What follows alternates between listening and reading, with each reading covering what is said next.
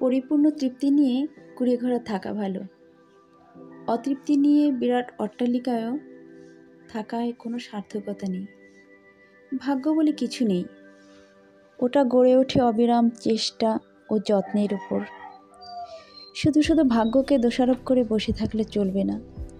পবিত্র কোরআনেই বলা হয়েছে, আল্লাহ ততক্ষণ কারো ভাগ্য পরিবর্তন করেন না যতক্ষণ না পর্যন্ত নিজেরাই নিজেকে ভাগ্য পরিবর্তনে ব্রতী হয়। তো সবাই নিজের ভাগ্য নিজেই গড়ি, পরিশ্রমকে প্রায়োরিটি দেই, অবশ্যই আমরা তার প্রতিদান পাব। কোনো পরিশ্রমই বিফলে যায় না। মনীষীরা বলেছেন, অনেক মেধাকে বিফল হতে দেখেছি, কিন্তু পরিশ্রমকে নয়। বিসমিল্লাহির রহমানির রহিম। আসসালামু আলাইকুম।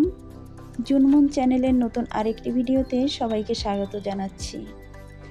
দূরে বা কাছে, দেশে বা দেশের বাইরে, যে যেখানে থেকে আমার ভিডিওটি দেখছেন, আশা করি সবাই ভালো আছেন। আলহামদুলিল্লাহ, আমি অনেক ভালো আছি।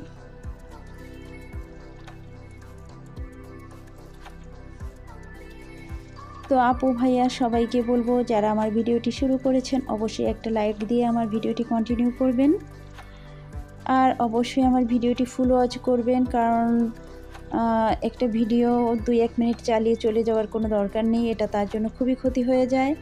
আর একজনের ক্ষতি মানে ওই ক্ষতিটা কখনো না কখনো নিজের উপর বর্তাবে।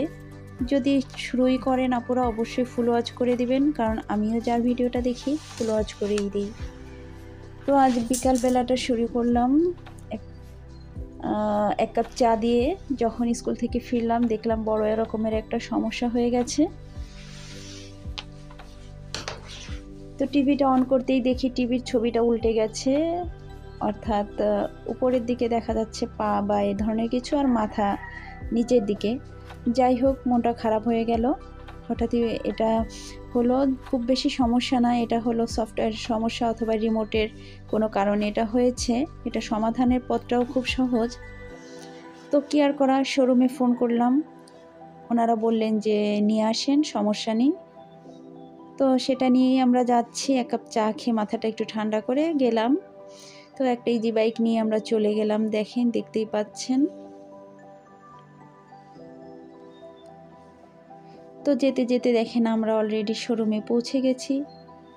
এখানে সব কিছু একটু ঘুরে ঘুরে দেখছিলাম, যাদের সঙ্গে কথা বলবো বা ইঞ্জিনিয়ার ওনারাও ছিলেন। তো ওনারা বললেন যে আচ্ছা, কোনো সমস্যা না, এটা করে দিচ্ছি, আপনারা একটু ঘুরে আসেন, আপনাদের যদি কোনো কাজ থেকে থাকে তাহলে আপনারা একটু করে আসেন। তো আমরা টিভিটা রেখে একটু বাইরে গেলাম ঘুরতে। তো এসে দেখি যে হ্যাঁ, ওনারা অলরেডি ঠিক করে ফেলেছেন। দেখেন, এটা সম্পূর্ণই একটা, হ্যাঁ যেটা বলছিলাম, এটা ছিল সম্পূর্ণই রিমোটের কাজ। মাস্টার রিমোট দিয়েই ওরা সেটিংয়ে গিয়ে এটা ঠিক করে ফেললো। তো আমাদের কাছে মাস্টার রিমোট ছিল না, ওটা দেয় না ওরা। যাই হোক, ওটা হলে হয়তো বা আমরা পারতাম। যাই হোক, তো এখানে দেখেন এগুলো হচ্ছে কলাই শাক। এটা জাস্ট শুধু শাকই নয়, এখানে মিশে রয়েছে অনেক শ্রদ্ধা, অনেক ভালোবাসা। এটা একরকমের গিফট বললেই পারেন। হয়তো আপুরা ভাবছেন যে এটা আবার গিফট হয় কিভাবে। হ্যাঁ আপুরা, হয়। এটা আমার এক স্টুডেন্ট খুবই ভালোবেসে আমাকে এটা দিয়েছে, ওদেরই জমির শাক। ও এটা দিয়ে এত আনন্দ পেয়েছে, এত তৃপ্তি পেয়েছে, যা বলার মতো না। অনেক সময় হয় কি, যে খাওয়ায় কাউকে, হয়তো লবণ ভাতটা খাইয়ে সে কিন্তু অনেক তৃপ্তি পায়। এটা এরকমও হতে পারে যে না, এই একটা খাবার হলো নাকি, কিন্তু যে খাইয়েলো, যে খাওয়ালো, সে কিন্তু তার সর্বস্বটুকু দিয়েই চেষ্টা করলো। সুতরাং সে যে তৃপ্তিটা পেল, সেটাই সবচেয়ে বড় কথা। ঠিক সেরকমই আমার স্টুডেন্ট আমাকে এই শাকটা দিয়ে এত তৃপ্তি ওর মুখে আমি দেখেছি, আমার খুবই ভালো লেগেছে। তো ওই শাকটা এনে কিন্তু অনেকগুলি শাক ছিল, আমি আমার 2 প্রতিবেশীকে দিয়েছি, আমার যাকে দিয়েছি, আমার এপাশে আরেক প্রতিবেশীকে দিয়েছি, এবং আমিও কিছুটা একদম ঝিরিঝিরি করে কেটে নিয়েছি। আমার আম্মা কিন্তু এই শাকটা আরও বেশি ঝিরিঝিরি করে কাটতে পারতেন, খুবই সুন্দর হয়। আর দেখেন, এখানে আমি টাকি মাছ দিয়ে এই শাকটা ঝুরি করে রান্না করব। তো অলরেডি আমি এটা শুরুও করে দিয়েছি।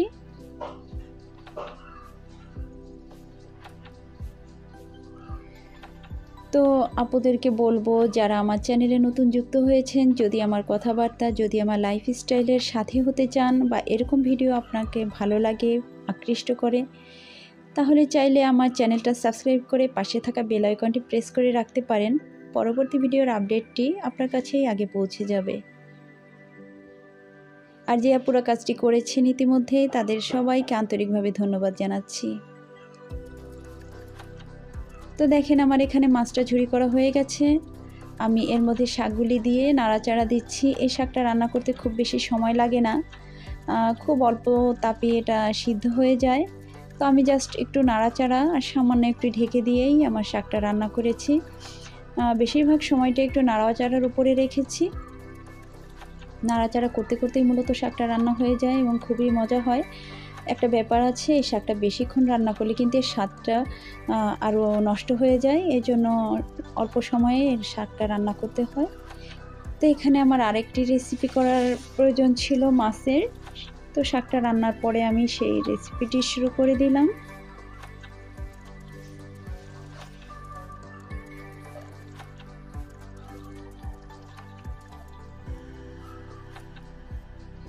তো এখানে আমি মাছটা আজকে ভেজে নেব। মাছটা ভেজে নিয়ে খুব অল্প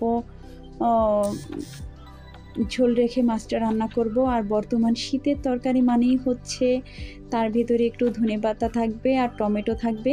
টমেটো ছাড়া যেন তরকারি হবেই না, এরকম একটা ব্যাপার। আর ভালোও লাগে আপুরা, আপনারা তো করেন দেখি, আমি অনেক আপুদের ভিডিও দেখি, তারাও করেন, আমার খুব ভালো লাগে। আর ধনেপাতা ছাড়া তো হবেই না, শীতটা চলে গেলে ধনিয়া পাতার জন্য শুধু আফসোস করতে হয়, এই জন্য এটা আর এখন মিস করতে চাই না আপুরা। তো দেখেন দেখতে দেখতে কিন্তু আমার এই রেসিপিটি কমপ্লিট হয়ে গেছে। আমাকে দ্রুত আজকে একটু এসে যেতে হবে। আমি কিন্তু আজ সকালে ভয়েস ওভার দিচ্ছি, কারণ আমার স্কুলে স্পোর্টস রয়েছে আজ এবং কাল 2 দিন। তো আমার রান্নাটা কমপ্লিট। আমার ভিডিওটি দেখার জন্য অনেক ধন্যবাদ জানিয়ে পরবর্তী ভিডিও দেখার আমন্ত্রণ। আল্লাহ হাফেজ।